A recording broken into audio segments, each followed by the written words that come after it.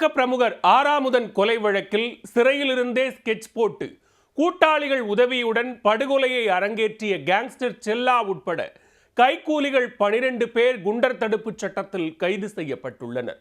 ஆராமுதன் கொலை வழக்கில் அடுத்தடுத்து குற்றவாளிகள் சிக்கியது எப்படி? சென்னை வண்டலூர் ஓட்டேரி பகுதியைச் சேர்ந்தவர் செல்லா என்கின்ற செல்வகுமார்.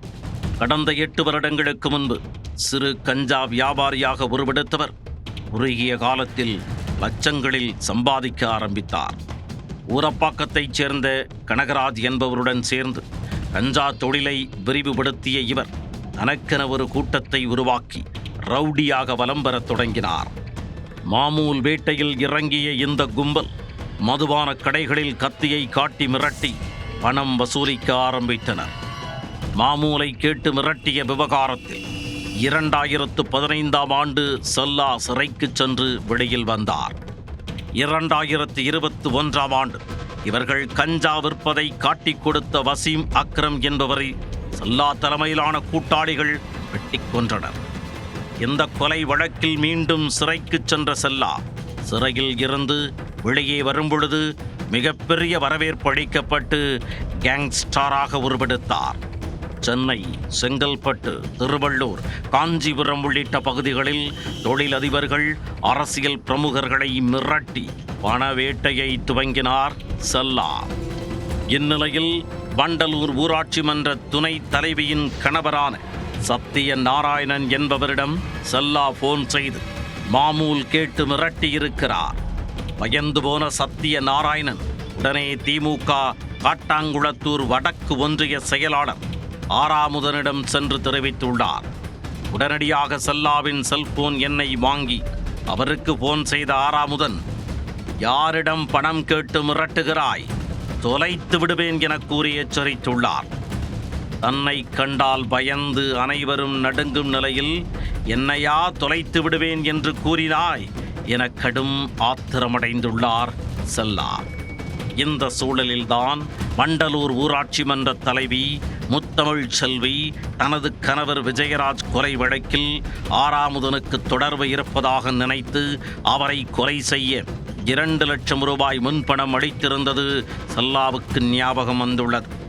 தற்பொழுது ஆராமுதன் தனக்கும் எதிரியாகிவிட்ட காரணத்தினால் அவரை கொலை செய்தே ஆக வேண்டும் என எண்ணியிருக்கிறார் செல்லா.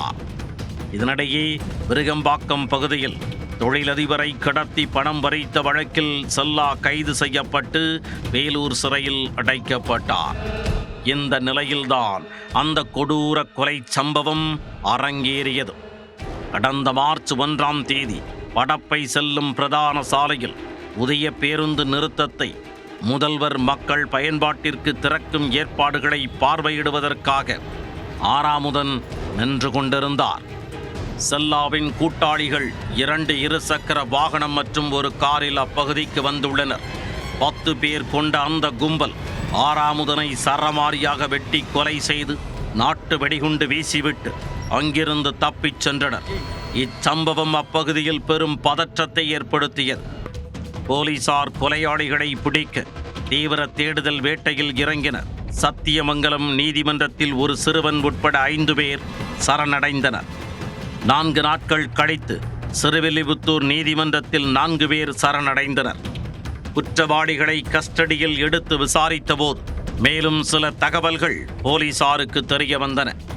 அதன்படி வண்டலூர் ஊராட்சி மன்ற தலைவி முத்தமிழ் செல்வி மீது போலீசாருக்கு சந்தேகம் எழுந்தது.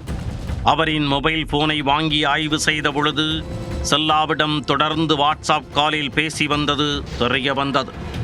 அவரிடம் விசாரணை மேற்கொண்டதில் எனது கணவர் கொலை வழக்கில் ஆராமுதன் மீது சந்தேகம் இருந்ததால் அவரை கொலை செய்யச் சொல்லி நான் தான் பணம் கொடுத்தேன் என பகீர் வாக்குமூலம் அளித்தார்.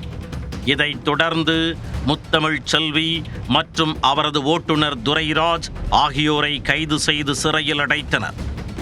செல்லா சிறையில் இருந்த நிலையில் இந்த கொலை சம்பவம் நடைபெற்றது எப்படி என காவல்துறையினருக்கு சந்தேகம் எழுந்தது. அதன் பேரில் சேலம் சிறையில் இருக்கும் செல்லாவை இதுவரை யாரெல்லாம் பார்த்தார்கள் என போலீசார் விசாரித்த போது கூடுவாஞ்சேரி பகுதியைச் சேர்ந்த தினேஷ் என்பவர் சென்று பார்த்தது தெரிய வந்தது. உடனடியாக தினேஷை பிடித்து போலீசார் விசாரித்த போது மொத்தம் 10 பேர் ஆறாமுதன் கொலை வழக்கில் ஈடுபட்டதும் இந்த சம்பவத்தில் காரை ஓட்டி வந்தது தினேஷ் என்பதும் தெரிய வந்தது. வெளியில் இருந்து வழக்குகளை நடத்துவதற்கும் பண பரிமாற்றங்களை மேற்கொள்வதற்கும் ஒரு நபர் வேண்டும் என்பதற்காக தினேஷ் மட்டும் சரணடையவில்லை. அது மட்டுமின்றி சிறையில் இருந்து கொண்டே ஒரு படுகொலையை அரங்கேற்றிய கேங்ஸ்டர் செல்லாவை மன்னிவாக்கம் போலீசார் 3 நாட்கள் கஸ்டடியில் எடுத்து விசாரித்தனர். அப்போது பல தவறுகளை தெரியாமல் செய்துவிட்டேன், இனி திருந்தி வாழ முடிவெடுத்ததாக கூறி கதறி உள்ளார் செல்லா. அதன் பிறகு போலீசார் மீண்டும் சேலம் சிறைக்கு அனுப்பி வைத்தனர்.